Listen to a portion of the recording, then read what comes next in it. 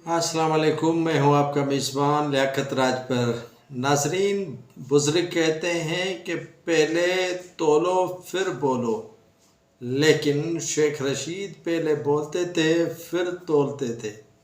वही शेख रशीद जो कहते थे कि इमरान खान अगर पीटीआई हो या मेरी जमात हो, उनमें से अगर कोई एक भी बंदा आपके साथ बचा तो वो होगा शेख रशीद।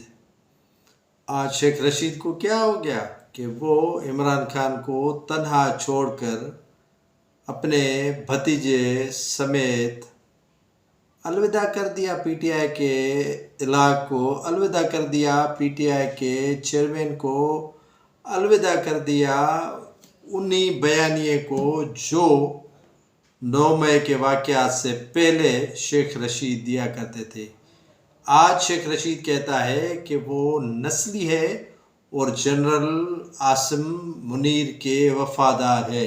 क्या इमरान खान से वादे करने के वक्त तू नकली था या अब असली बन चुका है, जब तुम्हें उसी वक्त कहा गया था कि पहले तोलो फिर बोलो, लेकिन मैं न मानू वाली रिट पे शेख रशीद अड़ा हुआ था। लेकिन जब उसे तंग करने की बड़ी कोशिश की और लाल हवेली से हाथ धोने पड़े तो शेख रशीद अपनी औकात पे उतर आया।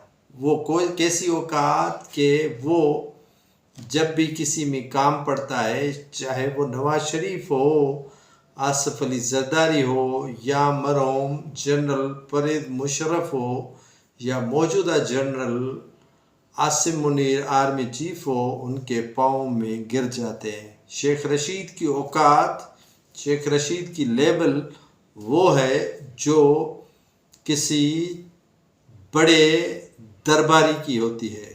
जो एक बड़ा दरबारी चमचागीर होता है, वो आजकल सियासत में शेख रशीद का अगर कोई तखल्लुस रखा जाए, दरबारी चापलूस चपड़ासी, तो उसमें कोई दिक्कत नहीं होगी। शेख रशीद के कारनामे अवाम देख चुकी है कि वो सिर्फ़ और सिर्फ अपने ज़ाती मफाद के होते हैं और अपने मफाद के अलावा किसी की बिल्कुल परवाह नहीं करते। जिस तरह उन्होंने इस मर्तबा नवाज शरीफ को छोड़ के, मुशर्रफ को छोड़ के, पीपल्स पार्टी को छोड़ के, सारी जमातों को छोड़ के इमरान का साथ दिया।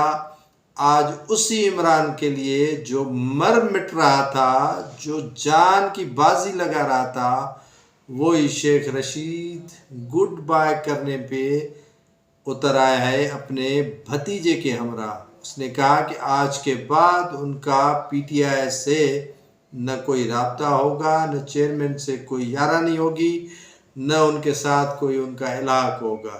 ये है आज का शेख रशीद। और कल के शेख रशीद में तवाज़ुन किया जाए और किसी भी सियासी शख्सियत जो लीडर है, इन पे यकीन मत कीजिएगा, क्योंकि इनमें वो दिल व गुर्दा नहीं है जो किसी के साथ वफा करे।